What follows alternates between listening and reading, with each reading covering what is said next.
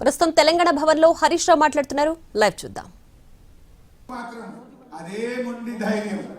మీరు నన్ను అధైర్యపరచడానికి నా దగ్గరికి రావద్దు, నన్ను విరమించమని చెప్పడానికి నా దగ్గరికి రావద్దు. నాకెక్కడో నమ్మకం ఉంది, తప్పకుండా తెలంగాణ ప్రకటన వస్తుంది. నేను ఒకే మాటతో బయలుదేరాను, అయితే తెలంగాణ జైత్ర యాత్ర నాకు లేదంటే నా శవయాత్రని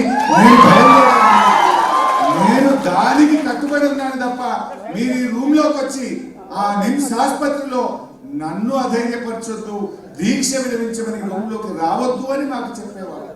అదే ఆయన మొండి ధైర్యం, అదే పట్టుదల ఇవాళ తెలంగాణ రాష్ట్రాన్ని తెచ్చిపెట్టింది.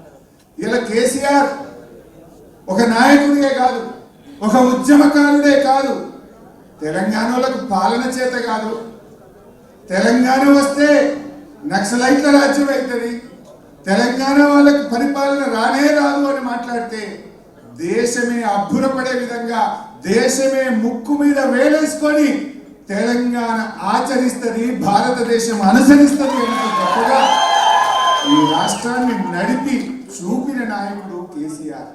కేసీఆర్ ఒక ఉద్యమకారుడు, కేసీఆర్ ఒక చరిత్రకారుడు, కేసీఆర్ ఒక పాలన దక్షుడు అని ఇలా చరిత్ర పుటంలో నిలబడ్డారు. మన మిషన్ కాకతీయ, మన మిషన్ భగీరథ, మన కేసీఆర్ చేపట్టిన ఎన్నెన్నో కార్యక్రమాలు ఈ దేశానికి మార్గదర్శకంగా ఒక దిక్సూచిగా నిలబడ్డాయి.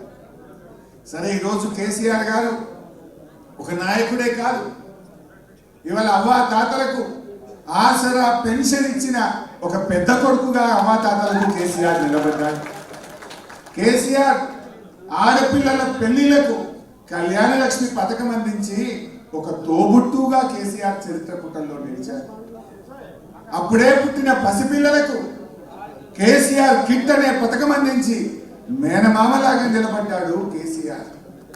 రైతన్నల కోసం రైతు బంధు, రైతు బీమా, 24 గంటల కరెంటును మిషన్ కాకతీయ ద్వారా చెరువులు బాగా చేసి కాళేశ్వరం లాంటి ప్రాజెక్టులు కట్టి పెండింగ్ ప్రాజెక్టులను పూర్తి చేసి రైతన్నలకు తోబుట్టుగా నిలిచిండు కేసీఆర్.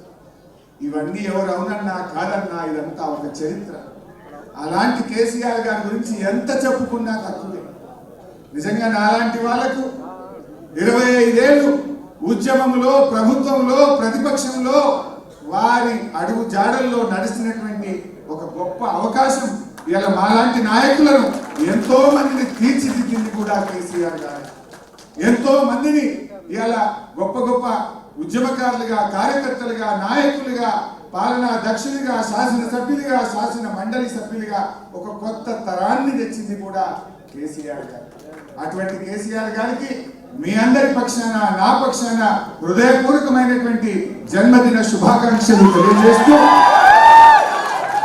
ఓటమి తాత్కాలికమైంది, మళ్ళీ కేసీఆర్ వచ్చే రోజు ఎంతో దూరంలో లేదు. తప్పకుండా కేసీఆర్ గారు ముఖ్యమంత్రి అవుతారు.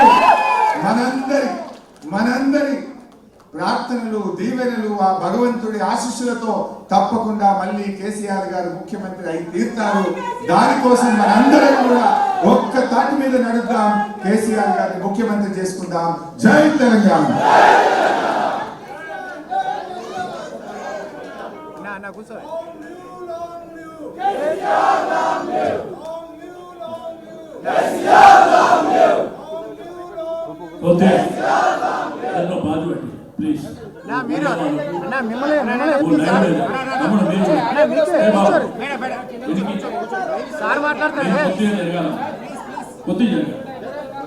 తమ్ముడు కూర్చోను, అరే కూర్చోరమ్మా, తమ్ముడు కూర్చోను, అట్లా కూర్చో, సార్ మాట్లాడతారు, కూర్చోట్లా. అరే కూర్చోరా భయ్, ఇది వస్తుందా? అరే అది రాకపోతే మేము చూడాలా, చూసుకో.